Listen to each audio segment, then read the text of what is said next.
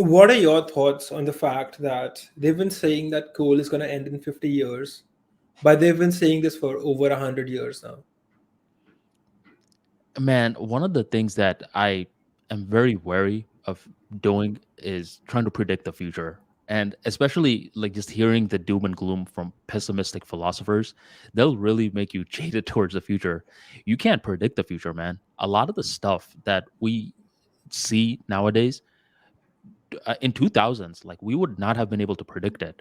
Um, any 90s babies that are listening to this, I'm pretty sure in 2000s, like if you went to school in the US, there was a certain period where like they'd bring a TV into your classroom and you'd watch a little documentary of what life would be like in 2020. And they had like these things called like hoverboards, flying cars, and all of this stuff. And it's like we don't necessarily have the flying cars, but we have things that you could actually consider magic. Like the fact that me and you are just speaking effortlessly, it's a form of magic. Um, and it's like no one would have been able to just easily predict that. 2000s, like we still have dial-up internet and such.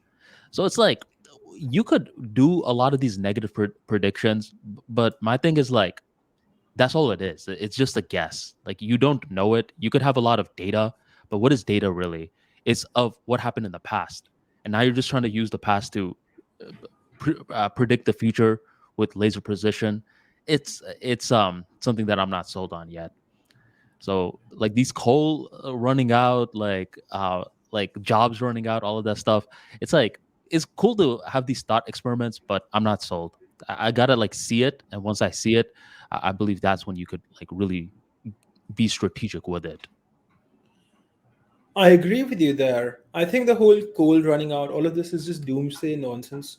And they've been saying this for a long time now, and they've been predicting 50, 60 years, and those 50, 60 years are long gone. And coal is still around, so is petrol, and so is petroleum and natural gas, and these things have not run out, and these guys were all wrong. And if these things do start to run out, we will find alternative solutions. I Mhm. believe that humans are intelligent, and given enough demand, solutions will be created. However, just to play devil's advocate to you, since you said that we're doing magic right now, I will say that in the past 30 years or so, the only technology that has increased in a very disruptive way is communication technology. Internet, we have mobile phones, and things of this sort. All communication technology has gone up significantly, but other technologies have not changed that much. Trains have not become 20, 30, 50 times faster. Your car doesn't fly, which is such a shame because people have been asking for flying cars for the past ever since cars have been around. They've been saying at some point we will have flying cars, and so Mhm. far no progress has been made. And overall, outside of the realm of communication, technology has not improved as much as one would think. Well, that is the lens that I'm taking it from, like from communications technology, information systems, and such. What we're doing is borderline magic. Now, that's for bits. With atoms, I believe a renaissance is coming. Like, if you're looking at what's happening with 3D printers right now, if you're looking at, um, if you're looking at um, things within atoms, like it's going to begin to change. Not in the next 2 to 3 years, but I think within the next 5 to 10 years. And I actually wrote a very detailed newsletter in regards to this. I believe things that humans are reoccurringly whining about is going to be automated in the future. Do you recall one of our past episodes where you were like, "What annoys you, Armani?" I asked you first, and you said traffic annoys you, and then you asked me what annoyed me. Do you remember my response? I'm embarrassed, but I do not. Oh yeah, nothing to be embarrassed about. I just said I hate incompetence, especially like when I'm trying to get food Fat and. women, that's what you said. I hate fat women. um, but I said like I didn't really like how long I have to like wait to get food and like places like fast food restaurants and such. And I was watching back the episode and I'm like, man, I'm kind of like whining about this. That's when I thought, and that's when I thought, I'm like, wait a minute. Why the hell are humans over here flipping patties for? Why the hell are they putting in fries into hot oil and feeling the splattering hot oil on their skin? Of course, I'd be annoyed too. Why the hell aren't computers and machines doing this? In the future, I see there being like fast food restaurants that are fully automated where you go in, there's a kiosk, you can order from the kiosk. Once you place the order, the machines get activated, and then you get your food through a chute. At max, you need 1 to 2 people on staff to deal with any hardware slash customer support issues. And other than that, people could actually log into fast food restaurants with the Genio server to see if the robots are working correctly. And if it's not, you could log in remotely and do your issue there. Very similar to if you have a computer issue, someone from IT from like, I don't know, like India or like overseas can log in and fix it. So here I am like whining about this. And I'm like, I'm not the only one whining about this either. There's plenty of people that are like, look, I want my fast food to be fast. And it's like when you keep spotting these reoccurring issues that people are whining about, these are automation opportunities. Another example is that, do you know what a residential home is? A house where you stay in but are not allowed to do commercial activities. Yeah, it's more like where the nuclear family stays, right? Like let's say a wife and a husband, they have 2 kids, they're gonna move into a residential home. Now Hmm. imagine once the kids move out, right? Every Tuesdays and Thursdays, they have to take out the garbage can from their garage and put it in the front, so the garbage truck can pick it up. Now, if you're roughly around 55 to 75 years old, that range, and your kids aren't at home, this is something that people within that range find very annoying. Like they hate taking the garbage out, right? Because like guys like me and you, we could do it easily. But if you're like, let's say 55 years old, like you have to drag it, it's very annoying. Depending where you're living, it may be a cold area, so you got to put a jacket on. Bottom line, it's annoying. My question is, why the hell isn't this being automated? Imagine putting a chip on a garbage can. You're setting it up with the trash the what do you call that, Harsh? Like the trash car thing, The garbage vehicle. garbage vehicle. You set it up, and whenever it's Tuesdays and Thursdays, um, you set up the chip in a way where like there's a project infrared sensor that just rolls the garbage can outside, and no human intervention is needed. So another situation where there's reoccurring whining occurring, and then boom, you have another automation opportunity. So I think most of these future technical issues are going to be communication technology that's resolving these issues. And this is a situation where communication technologies is directly impacting the atoms. So I believe if you want to make a change and you really want to see magic in action, understand information technology and information systems. I agree with you there, where I think that more and more technology will solve basic human problems. But I think you have only half of the equation there. And I will tell Mhm. you what I mean by it. If you take why we have all of the technologies we have in the first place, you will go back to the beginning of the industrial age, right? When we started using machines. But the question is, why is it that we only started using machines so recently in our history, maybe 250 years, as opposed to, say, 1,000 years ago, or 2,000 years ago, or 3,000 years ago, where we still had large prospering civilizations in China, in India, in Egypt, in Rome, and other places. We had intelligent people who could create armies, have logistics, have these big battles, who could do sieges, who could make dams, who could make aqueducts, who could make tall buildings. Why did we not have our industrial revolution back then? And the answer to that is that we had slavery. And today, for example, my geyser heats up my water.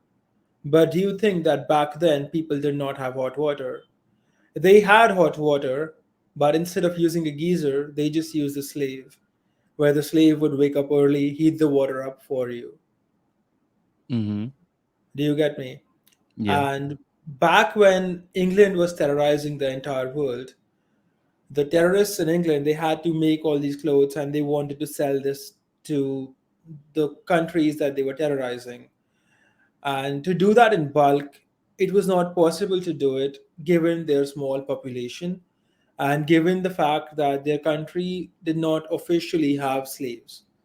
And so, because they had to fulfill a lot of demand in a limited number of people, that is where the invention of machines started to happen. That is where you got the loom, which would loom, say, 7 times faster, or you could spin 7 yarns with one worker as opposed to spinning only one yarn with one worker. And all of that was happening because of the fact that they did not have slaves. So historically, we have always had slavery in every country of the world, and that is what prevented industrialization from happening for millennia. It was only now when slavery was not a thing in England and they had to fulfill a lot of manufacturing demand that the industrial age took hold. That's the reason why we have almost all the technology we have today. It started over there. Now, if you take the guy who is making McDonald's, right? He's burning his hands on oil, Mm-hmm. Mm-hmm. getting annoyed by this work. If you want this to go away, you would have to make him unviable in the sense that either you need to pass a law that says people are not allowed to work at McDonald's. And if that happens, McDonald's will have to figure out a way to make things work without humans. Or wages will Machines. have to rise more than what McDonald's could charge. So having a human worker would need to become unprofitable for this automation to take place. Because why would you spend your time and energy and resources making something automatic when you could just hire people really, really cheap and thus make more profits? Because humans whine, machines don't. Yeah, but who cares about them whining, right? You're not dealing with them. Well, You're it just hurts. hiring a manager to If deal I'm with a, them. if I'm, yeah, but if I'm a manager, dude, see, if you worked in fast food, this is where like the fast food experience comes in. Your productivity plummets if you even have one human whining in the supply chain. So it's one of those things, dude. Like I'm telling you, like 15 years from now, the idea of like humans working in fast food is actually going to be like future. They're going to be like, humans really did that? That's inhumane. Because it's not what I'm saying, by the way, is not that far from reality. There actually was a McDonald's recently, fully automated. You order online, you come, you scan, boom, it's made like for you.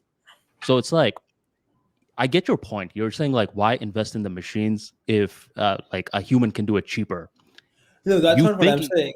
Mhm, That's mhm. not what I'm saying. What I'm saying is that you get far more automation happen far faster when humans are not viable. It's not economically feasible to have paid people do it.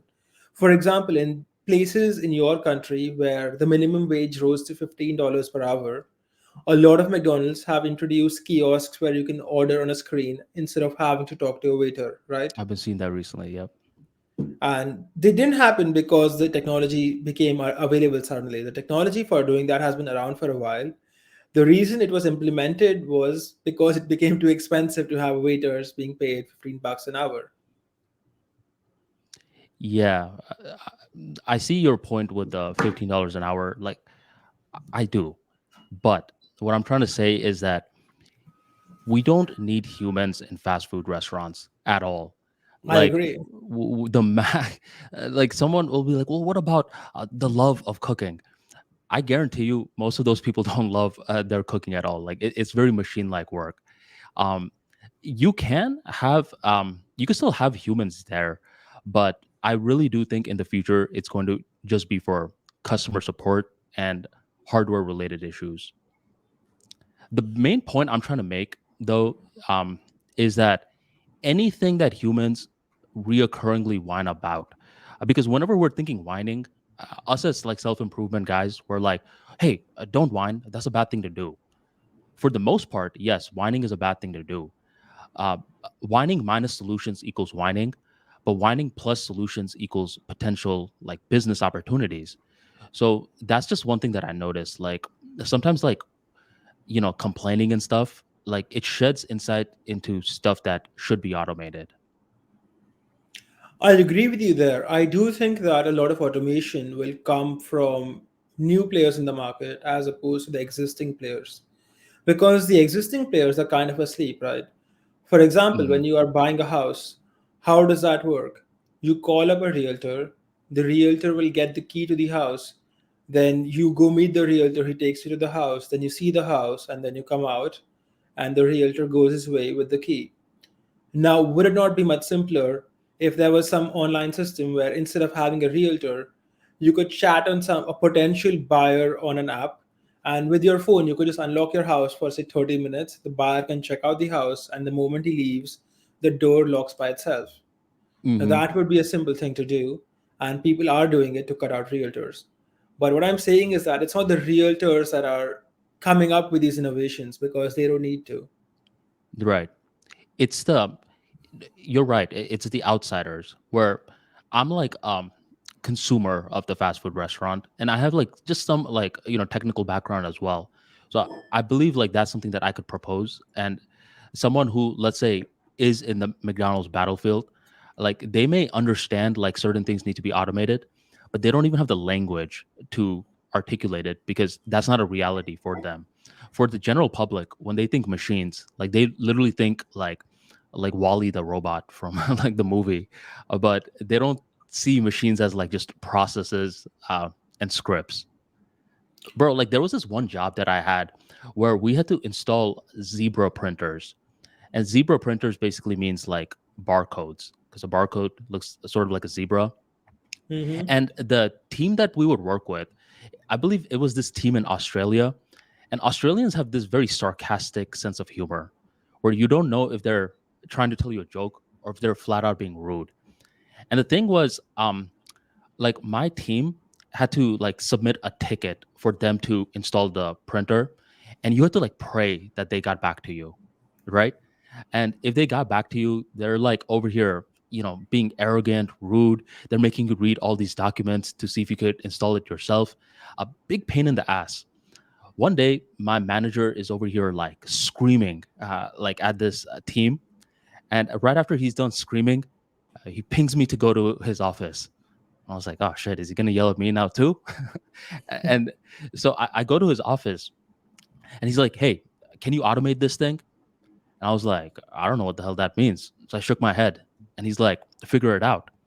So for the next couple of weeks, dude, I was over here learning what these zebra guys did, and eventually I was able to create a PowerShell script that could literally install the zebra printer in 3 seconds.